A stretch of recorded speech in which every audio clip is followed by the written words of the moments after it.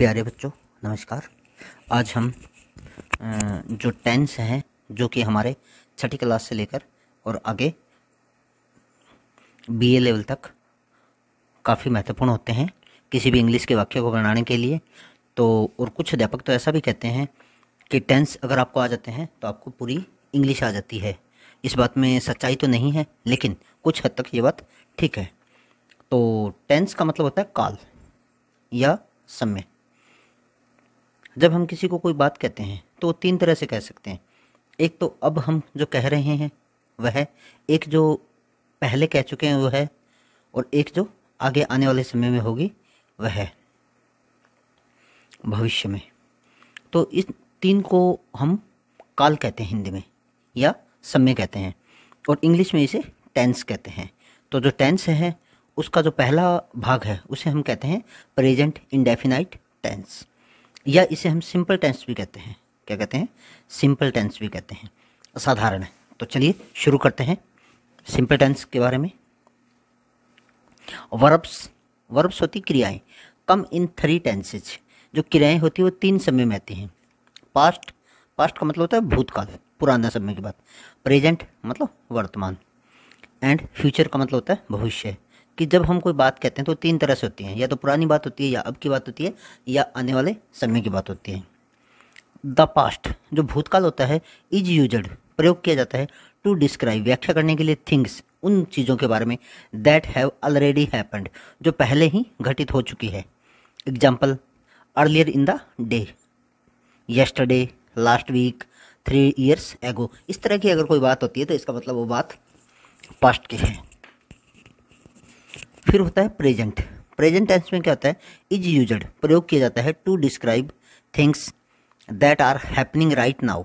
ऐसी चीज़ें जो अभी घटित हो रही हो उनके लिए प्रेजेंट इंडेफिनाइट या प्रेजेंट टेंस का प्रयोग किया जाता है। और आज का जो हमारा टॉपिक है वो प्रेजेंट टेंस ही है। दैट आर कंटिन्यूस, या वो चीज़ें जो चल रही हों, अब भी चल रही हों, मतलब वर्तमान की बात हो जिसमें, उसे कहते हैं present tense. Future tense describe things that have yet to happen. Future tense में वो चीज़ें होती हैं उनके बारे में वर्णन किया जाता है जो अभी घटित होंगी, जैसे later, tomorrow, next week, next year, 3 years from now. इस तरह की अगर कोई बात हो और अगर किसी वाक्य में ये शब्द आ जाएं या इस तरह की भाव वाले शब्द आ जाएं तो वो फ्यूचर टेंस होता है, वह फ्यूचर टेंस होता है। तो चलिए आगे देखते हैं simple present tense. Simple present tense क्या होता है?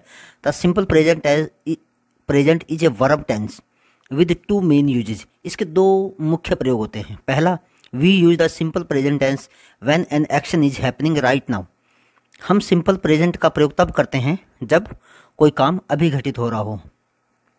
हिंदी में इसको कहते हैं, अगर किसी वाक्य के अंत में ता है, ती है, अंत में ते है, आता है, तो इसका मतलब वह सिंपल प्रेजेंट है। जैसे वह खेलता है, वह खेलता है, वह खेलती है, वे खेलते हैं। तो इस तरह का अगर कोई वाक्य हो तो इसका मतलब वो सिंपल प्रेजेंट टेंस है।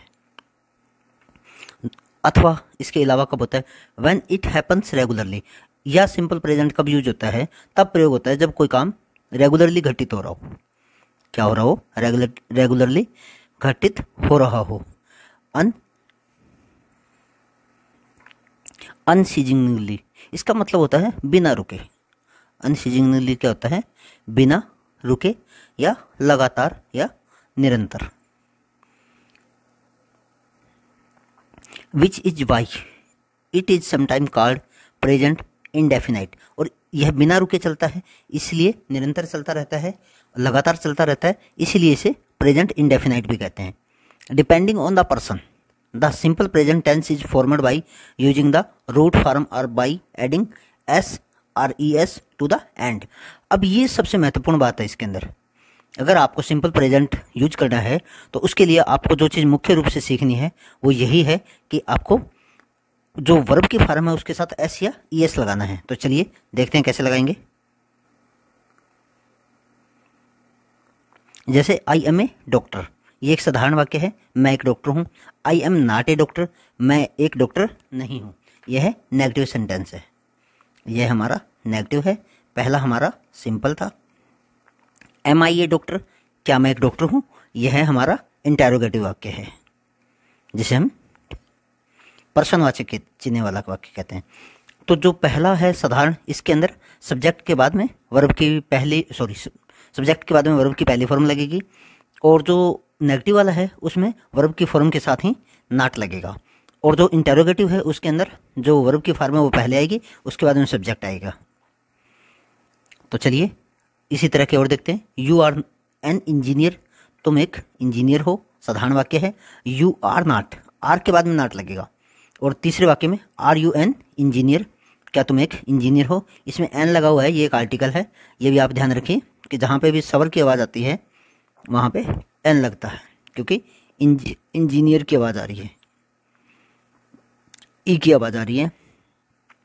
ही इज एट होम, वह घर पे है। He is not at home, वह घर पे नहीं है। इज ही एट होम, क्या वह घर पे है। यह प्रश्नवाचक वाला है, इंटेरोगेटिव वाक्य है। शी इज माई सिस्टर, वह मेरी बहन है। She is not my sister, वह मेरी बहन नहीं है। इज शी माई सिस्टर, क्या वह मेरी बहन है। इसके पीछे प्रश्नवाचक चिन्ह भी लगेगा। यह है इंटेरोगेटिव है। तो इंटेरोगेटिव की पहचान क्या होती है, उसकी शुरुआत में वर्ब की फॉर्म आती है। ये जो है ये इंटेरोगेटिव है, चारों के चारों वाक्य, और नेगेटिव वाले में नॉट लगता है। तो चलिए आगे देखते हैं। अब इसके एग्जाम्पल देखिए। The sun sets in the east, the sun sets in the west. तो यहाँ पे आपको जो चीज़ सीखनी है वो ये है कि अगर कर्ता है वो एक वचन है, कर्ता क्या है, एक वचन है। जैसे सूर्य एक है तो वर्ब की पहली फॉर्म के साथ एस या ई एस लगेगा। The sun sets in the west. We का मतलब होता है हम का मतलब एक से अधिक। प्रोड्यूस का मतलब होता है पैदा करना। लेजर फॉर कॉस्मेटिक सर्जरी, हम कॉस्मेटिक सर्जरी है उसके लिए लेजर का प्रयोग करते हैं। प्रोड्यूस यहाँ पे प्रयोग करना है। दे मूव, वो जाते हैं, तो मूव के साथ भी एस नहीं लगा, क्योंकि बहुवचन है। बहुवचन के साथ क्या लगेगा, वर्ब की पहली फॉर्म लगेगी। आप इसको ऐसे भी याद रख सकते हो, जैसे बॉयज होता है, बॉयज में एस लग जाता है। अगर यहाँ एस लग गया तो आगे वर्ब की पहली फॉर्म के साथ नहीं लगेगा, एक बार ही लगेगा। आगे है so I go to mister Ram's house. I है, आई को भी हम बहुवचन के रूप में लेते हैं, इसलिए यहाँ पे भी क्या है, गो लगेगा। क्या लगेगा, गो लगेगा। आई ऑलवेज स्टडी हार्ड, मैं हमेशा सख्त मेहनत करता हूँ फॉर एग्जाम। आई है तो आई के साथ क्या आ जाएगा, स्टडी आ जाएगा। Do you usually speak to him like that, क्या तुम उससे आमतौर पर ऐसी बात करते हो। तो यहाँ पे भी यू है, उसे बहुवचन के रूप में लिया गया। आई और यू को भी बहुवचन के रूप में लेते हैं। राहुल एक वचन है तो इसलिए गोज लग गया। तो जो मुख्य बात आपको याद रखनी है, to football practice every Tuesday. Rahul प्रत्येक जो मंगलवार है वहाँ उस दिन फुटबॉल की प्रैक्टिस करने को जाता है।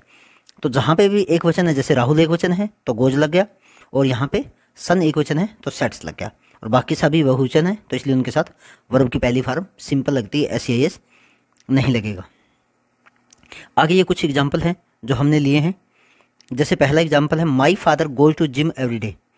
माई फादर मेरा पिता एक ही है तो एस लग गया। शी लव्स, शी अकेली है, टू प्ले बास्केटबॉल, वह बास्केटबॉल खेलना पसंद करती है, तो यह भी एक वचन है, इसके साथ भी एस लग गया। अब किसके साथ एस लगेगा और किसके साथ एस लगेगा, ये आपको वर्ब की फॉर्म में याद करनी पड़ेगी, वहीं से आप सीखोगे कि कहाँ लगेगा कहाँ नहीं लगेगा।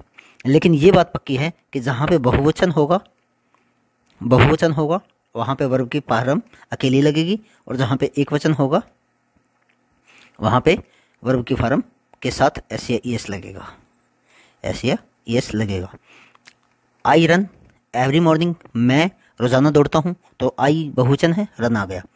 वी प्ले, हम खेलते हैं, तो वी बहुवचन है तो इसलिए प्ले लग गया। टेनिस एवरी इवनिंग, प्रत्येक शाम को। Does he write an email, तो यहाँ पे डज ही के कारण लगा। अगर यहाँ पे डज आई होता तो आई नहीं आ सकता, अगर आई होता तो डू आता। क्या आता है, do I right A note. अब देखिए, अब डू के बाद में क्या आ गया, आई आ गया। आगे है दे टॉक टू मच, दे बहुवचन है इसलिए टॉक आ गया। ही है तो डज आ गया, does he go to school. आगे it usually rains every day here, it usually rains, यह आमतौर पे एवरी डे रोज़ाना की बात हो रही है तो रेन्स आ गया। It smells very delicious in the kitchen. It smells, यह मतलब जो सुगंध है, किचन से बहुत अच्छी खुशबू आ रही है। My brother lives in Sirsa. My brother एक है तो लिव्स आ गया। अगर इसकी जगह यूँ होता माई ब्रदर्स, माई ब्रदर्स, अगर यहाँ पे एस आ गया तो यहाँ पे फिर लिव आ जाएगा, live in Sirsa. My friends, मेरे मित्र ज़्यादा है तो यहाँ पे क्या आ गया, डू द आयरनिंग। मेरे जो मित्र हैं वो कपड़ों को इस्त्री करते हैं। दे है बहुवचन है तो मेक आ गया, they make the coffee. My father, मेरे पिता, ऑलवेज वॉशेज, वॉशेज का मतलब धोते हैं द कार, गाड़ियों को। तो यहाँ मेरे पिता एक ही हैं इसलिए SAES लग गया। माई टीचर समटाइम्स फॉरगेट्स, मेरा टीचर है वो तो फॉरगेट्स आ गया। एक टीचर है, अगर यहाँ पे एस लगा देंगे तो यहाँ हट जाएगा, मतलब दोनों जगह एस नहीं लगेगा। कहने की बात ये है, आप इसको इस तरह से भी याद रख सकते हो। आई लाइक आइसक्रीम, मैं आइसक्रीम पसंद करता हूँ। It smells very delicious in the kitchen, ये दोबारा से आ गया वही वाक्य, एक बार ऊपर भी था दोबारा से आ गया। Aman brushes her teeth twice a day, तो अमन एक है इसलिए ब्रशेज आ गया है।